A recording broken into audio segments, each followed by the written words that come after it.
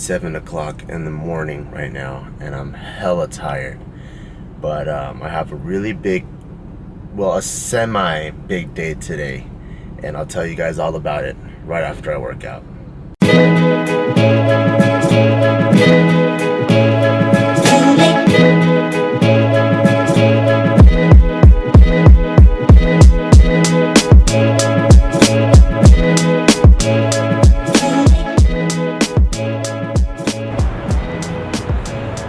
What up, y'all? Just finished training, had a really good session. Even though I didn't have my workout partners with me because I'm training on a weird day. So usually we train tomorrow, but because tomorrow, so here comes the big thing I was gonna tell you guys. Tomorrow, we're actually gonna be pitching the JK News to a bunch of TV networks because a lot of people are interested in turning JK News and JK Party and JK Films into one big TV show. So that's the big news. It's fucking awesome. We've been working on this for like the past, I would say, almost 6 months. It takes a long time to get a TV show started, you know? So, also, I'm not gonna lie, I think I had a little bit too much pre-workout because I was so tired from last night that I really have to take a shit right now. So as I'm talking and walking, I'm clenching the shit out of my butt cheeks because I don't wanna crap in my pants. Hopefully I didn't say that too loud, but anyways, yeah. So we're gonna be pitching a TV show tomorrow. And today we have our, the reason why I say today is also semi-big is since none of us have done this before, we have a pre-pitch meeting at the production company with Roy Bank. So Roy Bank is the producer that is kind of spearheading and behind us on all of this, and he's the one that really believes in us. And I like him a lot because he's the one that created the TV show Smarter Than a Fifth Grader. So he has a lot of experience. He does a lot of high-level TV show productions. And for someone like him to believe in us, I'm like, oh, cool, like he really sees something in us. So he's gonna arrange for like this pre-pitch meeting to kind of brief us on what we need to say, how we need to act, what goes down in it, what's the agenda for the day. Okay, so the office is locked, but there's lights. This is weird. I'm gonna ring the doorbell. I don't know why it's locked, but there's lights inside the office. This makes it so much worse because I have to take a dump like I told you, but no one is inside, but the lights are on. Oh, okay, someone is inside. Hi, it's Marie. Hi. Do you know why it's locked? Is it because you're the only one here? Yes. Oh, okay. I got freaked out, sorry. Okay, no, it's okay. So it's locked for safety reasons, which is completely understandable. And so now I'm in the office now, and it kind of sucks today, even though like it's a big day because of the TV show thing, like I was telling you. But it kind of sucks because I don't get to spend time with the pups today, and I've been loving bringing the dogs with me to the office. Like that's one of the perks of having your own business is you kind of create your own rules. And I've been loving bringing the dogs to the office with me every time I work here because they love being with us and I love being with them. But today, because of all the traveling and different stops we have to go to, I don't know what my schedule is going to be. A little bit unpredictable until nighttime when I have a series of Barbell Brigade meetings. What was I going to say? Oh yeah, I'm kind of sad that I can't have the dogs with me. And on that note, I need to go take a dump. So I just finished taking a shit, and which is why I'm butt naked because I'm getting ready to shower. But as I come out to get my clothes ready, guess who is the biggest cutie patoonie of them all? Ma Bear is, because she got me my lunch, which saves me more time. So I'm gonna actually go eat with her and then just take a shower after. But I don't have enough hands, so I guess I'll make 2 trips. But this is my food. It's Waba Grill, which is chicken and rice, teriyaki sauce, and a side of chicken. Thanks, Ma Bear, for getting me lunch. You're welcome. You know the rule, you're not supposed to film in here. Oh, there's a rule? Yeah. Oh shit, I forgot about that rule. The reason is because we do a lot of top secret stuff that we don't want to just leak out to a select few. We want the masses to see it all at once because we're trying to drop it like BAM! Drop it like a beat in a dubstep song? Yeah, maybe we'll show my desk. I don't think I've shown anyone my desk yet. You want me to show people your desk? Yeah. Oh, okay, cool. So let's talk about your desk. Let's talk about my desk. So, initially I got one of those desks because I didn't really care about anything, and I'm like, oh, I need to be more efficient with space. I don't want to take up too much space. I really didn't know what the setup was gonna be. And then I see Aaron's desk, hand over there, and that shit's like a mini island inside of our office that takes up all of the space. And I'm like, how come I'm trying to be conservative and this guy has a freaking stage set up over here? But he does a lot of like hands-on type work. So he needs a big display to lay out like garments and all that, and he measures stuff out, and he does a lot of Aaron type stuff. No, we didn't really need that. No. Okay. I beg to differ. All right. We have Marie now who's doing all that. Look at how little her space is, and she's the one that's trying to be conservative. Oh. She was being very nice, and she's the one that needs to measure garments. She's the one that needs to sample stuff, look at it, not Aaron. But anyway, so then I saw that, and I'm like, oh, Aaron's onto something. And then I figured, well, if he took up this much real estate, then that means I could take up that much real estate, and it's fair. So then so initially I wanted a desk that was gonna make me feel like I have open space. Yeah. Because I can't really work by myself. I don't like being in an office. I feel very lonely and I get really sad. So I like to be with people. But So why don't you go work at a club at night where it's popping like a motherfucker? Because I don't like drunk people. Then why don't you go to Disneyland and bust out work over there? You know what? That is a dream of mine that I'm gonna fulfill. I'm gonna work at Disneyland. You don't get distracted? At Disneyland? No, just having a ton of people around you. No, not at all. Because what's really cool, at least about this atmosphere, is everyone has their tasks that they have to take care of, and then people will randomly take their breaks here and there. But it's very short. So you like working with people around you? I love working with people around me. I see. But because of that, we are limited with space, and then everything feels really cluttered and it feels really small. So because of that, I wanted a space that felt open and airy. So then I started looking into more glass top desks, and I think it took me like about a month to find the right desk. And then when I found it, it was on back order for about 6 weeks. And I said, screw it, whatever, I'll just deal with it. So then I saw this bad boy, and I bought it, and I waited 6 weeks, and maybe about 3 weeks ago, it just came in. Everyone already had their desk set up, they had all the cute decorations and stuff, but I was still like, I don't have anything yet. So this is your desk. This is my desk. This big ass glass desk. Yeah, it's very open. With the cool spacious. wooden legs. Yeah, this is all wood, and what's really cool is handcrafted, so every single base is a different grain, it's a different color of wood, just because you can't, unless it's fake, you can't really replicate the color of wood. True. And then it has like a brass, I don't know what this is called, like a brass metal piece here that's holding it together. It's called a brackish. A brackish, is it really? Are you making fun of me? I just made it up. Damn it, it's so legit. Yeah, and it kind of kept the theme going with the brass and the wood and the see-through stuff. So a bunch of the, like my little cool. that I got. It has So you got a little thing. clear stapler? Yeah, a clear stapler, and then I have like a clear box. Oh, That's nice. that whole thing going. And then you got some clear broccoli in here? What is Everyone that? calls it weed. Oh yeah, it does look like weed. I'm so innocent. I said broccoli. That's cute. It's moss. Oh, okay. It's moss, and I keep saying I'm gonna get succulents for it, but then the more I look at it, I'm like, it's kind of cute. I was at Michael's trying to pick up like some sort of greenery because I feel like this office needs color, and what better color than Mother Nature. And what's funny is that I went to Michael's to get Mother Nature, but that's only because I don't want it to die. I want it to look pretty all the time. So I was over there trying to get that, and then I saw the moss with sand, and I saw those vase things. And I was like, oh, that'd be a cool little project. So then I just bought it, and then I put it together. I have a mirror here, which is really funny because where I'm sitting, my position here, I can't see Aaron. Yeah. He has this big ass TV. And it's literally a TV, but that's what he uses as a screen. Yeah. But now that I placed this mirror here, I can see him a million times better. Oh, cool. Yeah. You just look there? Yeah, I just look here and I can have a conversation with her.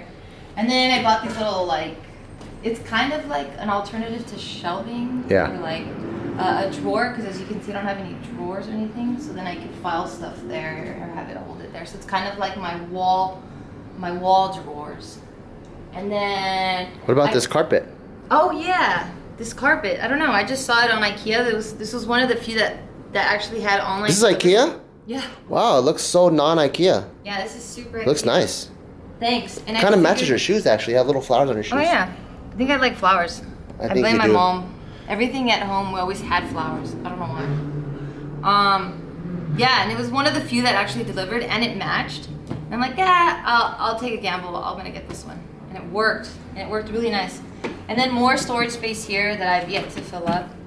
Cool. And I got a matching chair. And this is supposed to be mounted on the wall, but I'm kind of scared because the wall is just drywall and there's no real like wood beam that will support it. So I'm afraid that it'll just like topple over. So I can hang stuff here and it serves as shelving. Initially it was brass. Well, not even brass, but it was like, what was it? What color was this? It was like a silver, not brass. And it didn't match everything else I was trying to do, so I just bought spray paint. And I got a brass color and I spray painted it so it matches a bit. So I can still use it. That's Bada bing, bada awesome. boom. And that's I my- came in here to eat with you, Oh, cool. and now Let's I do it. got a big explanation of your desk. Oh, I thought you said you And now wanted you here. put me back like 10 minutes because now I have less than 10 minutes to shower. Oh shit, sorry. I'm just kidding. I enjoyed learning You're about your such a desk. jerk. Stop playing with my emotions, damn it. That's my job. Alright, well, you're killing it. Now you make me all hot. Now I'm pissed. I always make you hot. Oh, another ball.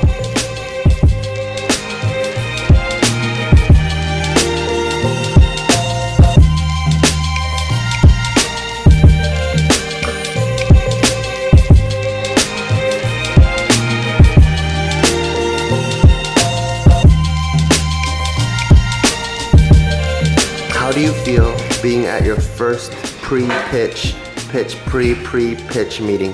It's exciting because I've never done this. Like you mentioned, it's my first time. So I'm down to learn like etiquette or I don't even know what I'm gonna learn, honestly. So I'm down to Do you know what take this it is all in. about? So we're gonna do a lot of, we're gonna attend a lot of, I guess, TV networks for this JK like TV pitch. And then I think they just wanna meet cast and just see how like everyone vibes and just kind of get an overall feeling of us as a collective. So our producer friend is gonna tell us like how, I guess how to act or what to expect. But they do not know. Pretty much. Oh, cool. Yeah. How do you feel, Julia?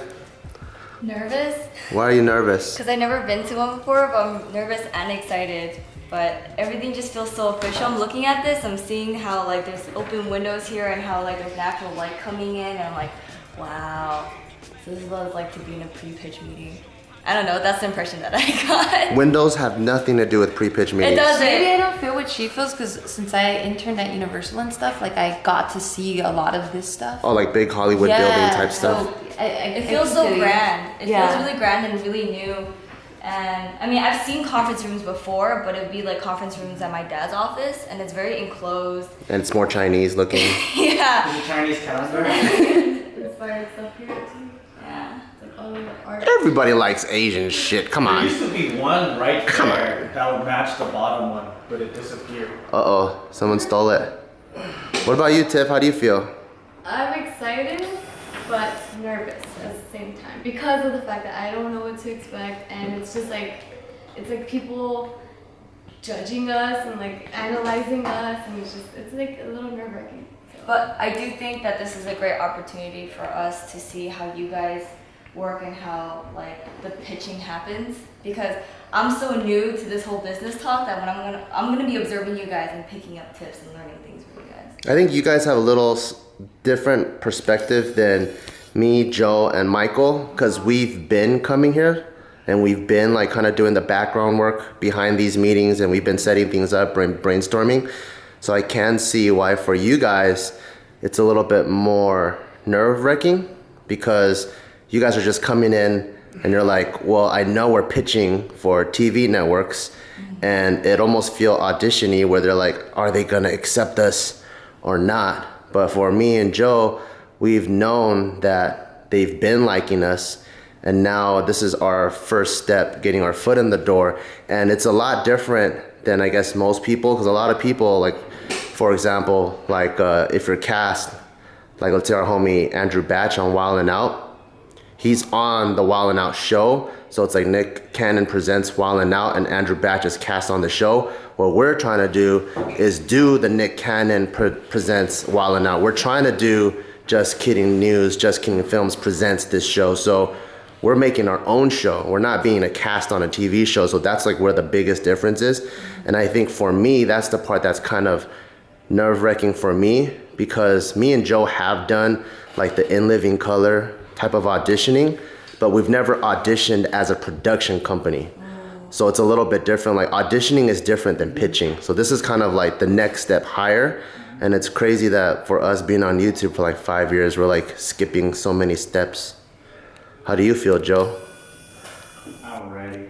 I think today is not what you gotta be nervous about. Tomorrow. That's what I'm. That's Today's Yeah. this is Like, the is same like a team. This is the Yeah. same team. You don't have to prove anything to them. They know who we are. Yeah. So this is all about what the team has to prepare for tomorrow's game. Yeah. So tomorrow's game, and it's like, you know what? We don't know what we're doing either. We never pitched a TV show. We only done auditions. So This feels a lot better too because it's us. Like yeah, auditions are a little harder because we do it alone. You do it all by yourself, but then there's less like risk, or there's less on the plate. You know, if they don't like all of us, at least all of us get together and be like, man, fuck you, you're wrong. But imagine that like everyone but like 1%. They can't do that because the way we're selling the show is with everyone. Everyone's on it. Ooh. all or nothing. All or nothing. Unless they don't like Michael, we can get rid of him easily. I don't really care about Michael that much. That's true. They might change it throughout the years or whatever. They might swap people out or whatever. But the first initial team, though, they have to take us. So that's a part of the program. Yeah. That's cool. The one other thing that they were pitching that they really liked about us is the diversity aspect. So they're saying like in what they've been trying to do is have diversity on TV shows, but they'll have the token black guy, the token Asian guy or whatever. But for us, we're a naturally occurring diverse group. And there's no chemistry for them. There's chemistry for us. So we all have history, we're friends. You can go online and see all this, how we're involved in each other's lives. And then there's a reality aspect of it. But then people know that in TV, like they just bring these actors together and then they make them get along. They're like, we hope this recipe works, but it's like, what does this random white guy from the Midwest have anything to do with this fob that just came out of a container? But they have to be friends. Yeah.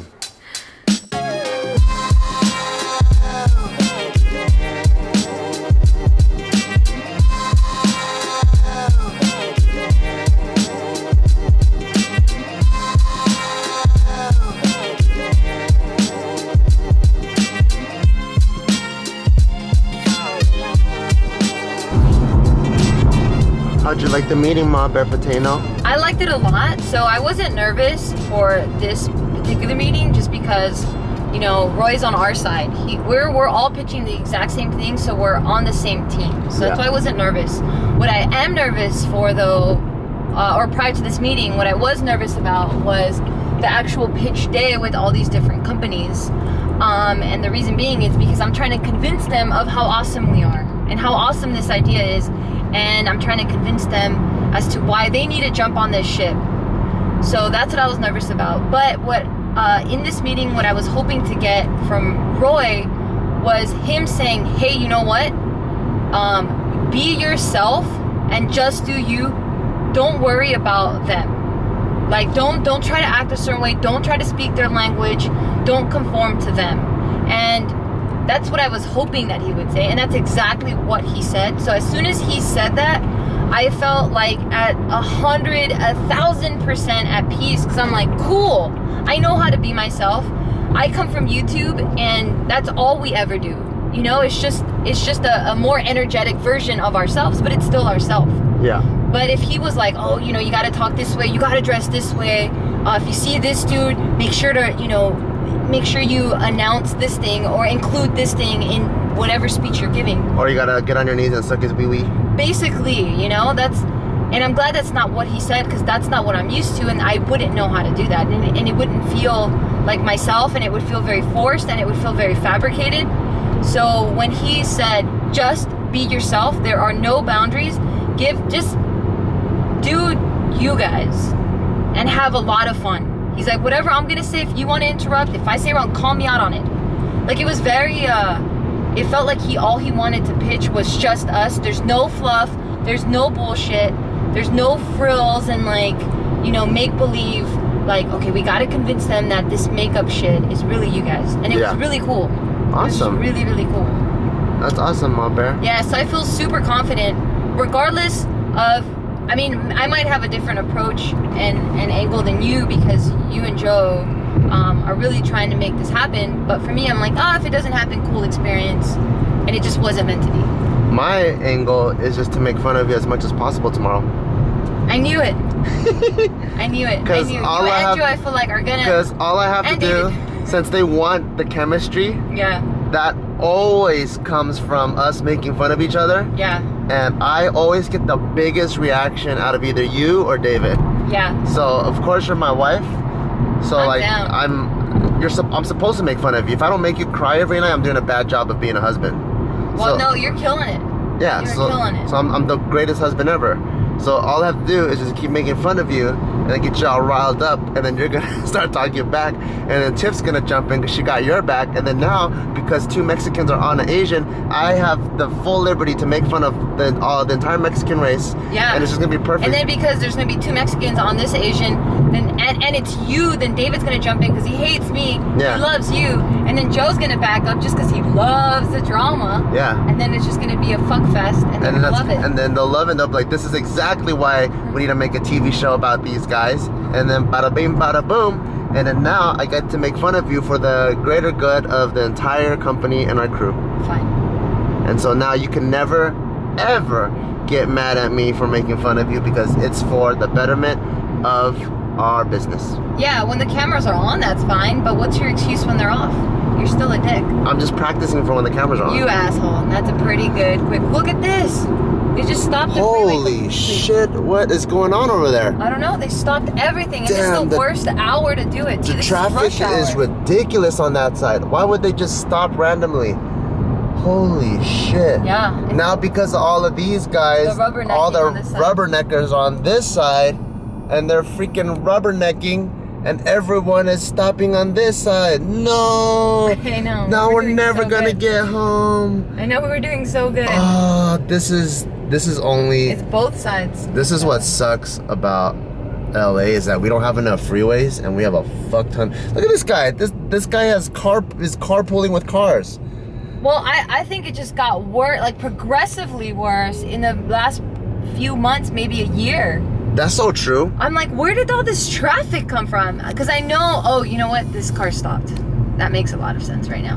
But just in general, LA freeways have just been jam-packed. And I mean, you and I, we were just sitting there. We were like, wait, is it the onset of like Uber? Like people that weren't supposed to be like on the road now are on the road? Like, is that why it's happening? But I just feel like either a freeway closed down, and that's why everyone's using alternate routes, and that's why these particular ones are so jam-packed. But I can't figure it out. I don't know why it's so busy. Like even on the weekends when no one is supposed to be going to work and heading in like the directions of like downtown, for example, like it's still packed. I'm like, what the fuck is going on?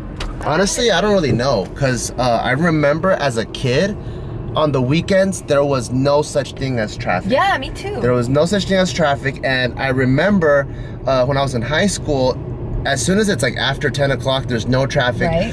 And you could probably skateboard on the freeway if you wanted at 2 a.m. in the morning. But now, there's traffic on the weekends, and I'm like, where the hell did all this traffic come from?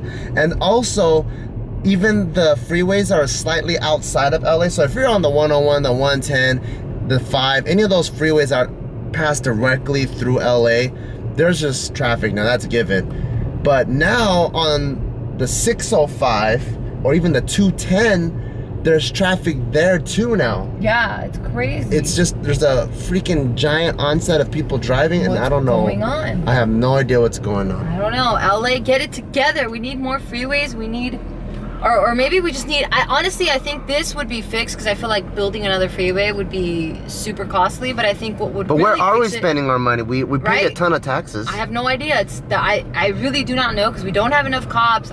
The roads are all fucked up, but anyway, that's a whole nother story. One thing I don't get is you politicians out there, if you guys watch this channel, Of course they do. I don't know why politicians don't just think ahead. So for example, if you could tell that there's increasingly more vehicles on the road, why just build one extra lane? Like I see them trying. They build one extra lane on the 405, they build one extra lane on the 5. But as soon as it's done building, because it takes like 2 years, all of a sudden, we already maxed out to that one extra lane they built. Why don't you build 4 lanes maybe immediately so that we can kind of grow into it and kind of forecast and be ready for the additional problem? Because if you can, these guys, these politicians, they have stats. You can go on statistics, you can go on the DMV, you can see how many people are getting licenses every year. It's not like there's no numbers you can go off of. There's some solid numbers. You can go off of the sales of vehicles every single year. You can see how many cars are registered. There's so many numbers you can look after to see, okay, there's gonna be this many cars on the road. Maybe we should do something about it, because if we increase commerce, if we increase transportation, we increase commerce. Exactly. So we're gonna make more money as a nation, we're gonna make more money as a city, the businesses are gonna do well, which in return is just gonna pay more taxes, so the country's gonna get better and better and better. Like, I feel like this is like some really basic fundamental things, but I feel like, I don't know what's going on, but it's being overlooked. What's going on, buddies? What's going on? Let's just start small and let's just create a transportation system. We've had it before. Let's open those things back up. I don't know what's more cost efficient. I'm down with either or. I'm down with public transportation or just more freeways.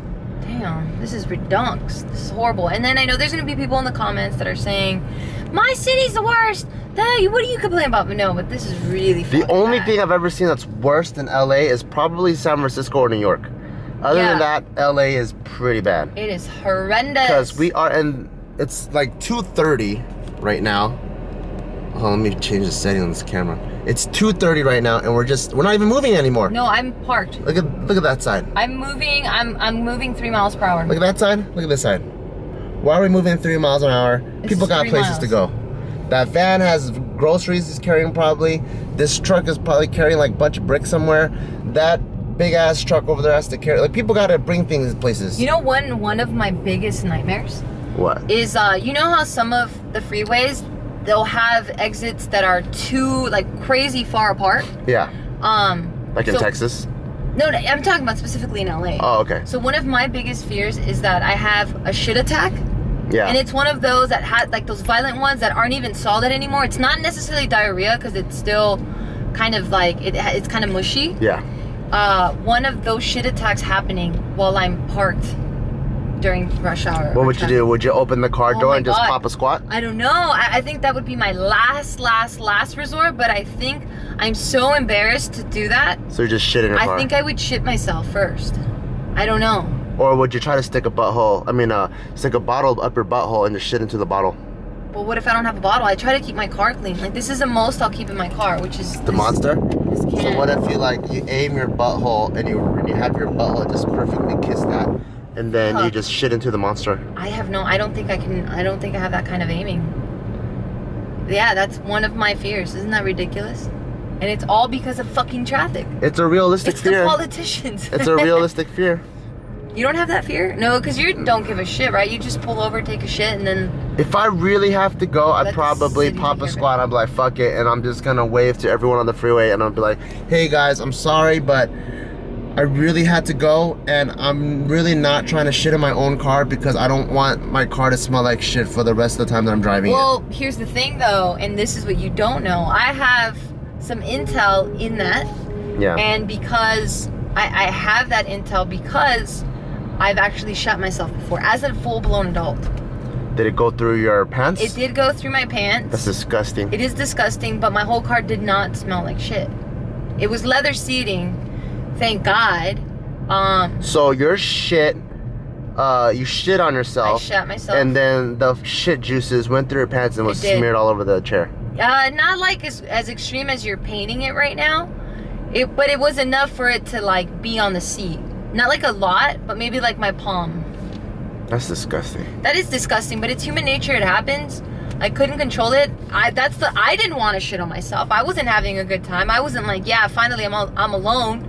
Let me shit myself now. Like, that wasn't on my to-do that day. It just came out. It just happened. It's human nature. It was an emergency. You were holding on for dear life and it just came out. I was sweating. I was clenching my asshole as tight as possible. Like, it was like prison penetration proof.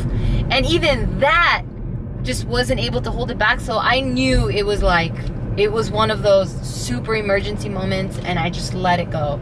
But what was dangerous is that I was driving when it happened. So I think I should have pulled over. I should have pulled over. I could have crashed into someone. It would have been bad. I'm gonna judge you for the rest of your life. That's fine. It's not abnormal, babe. You're a dick.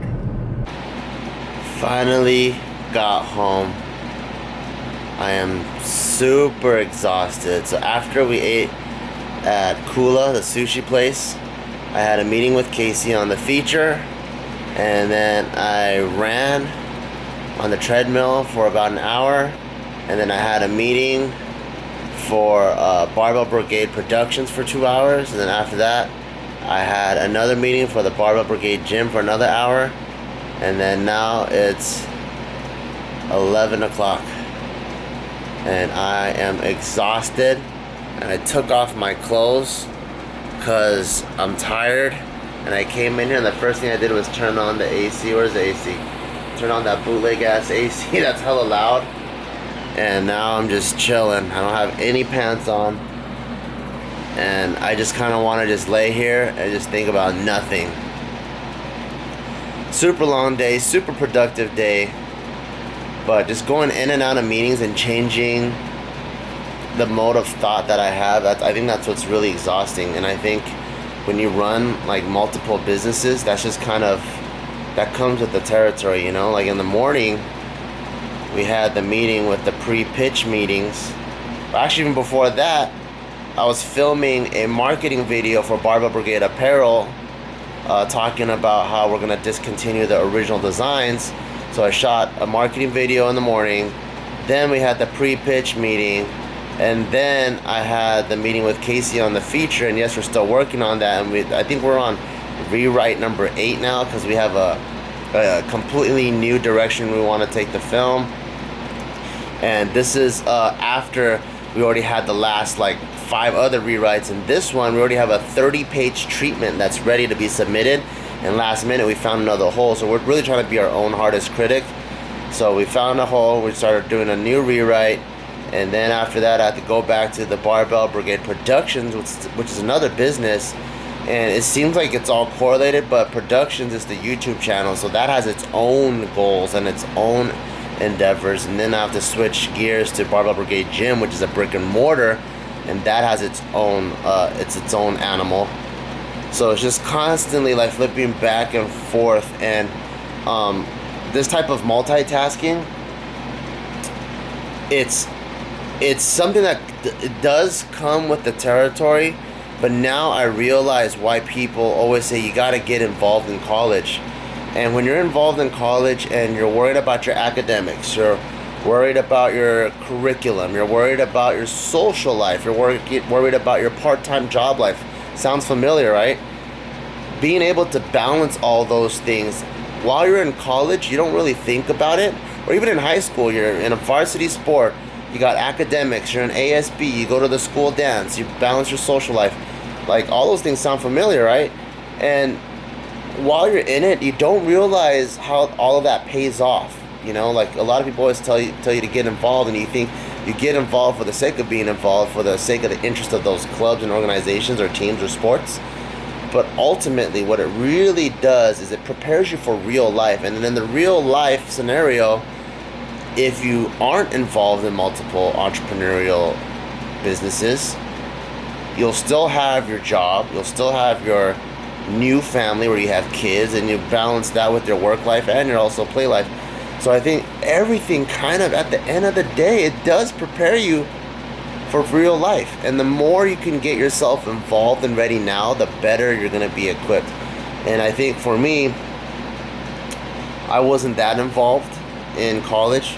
I was such on a one-track mind at going to medical school.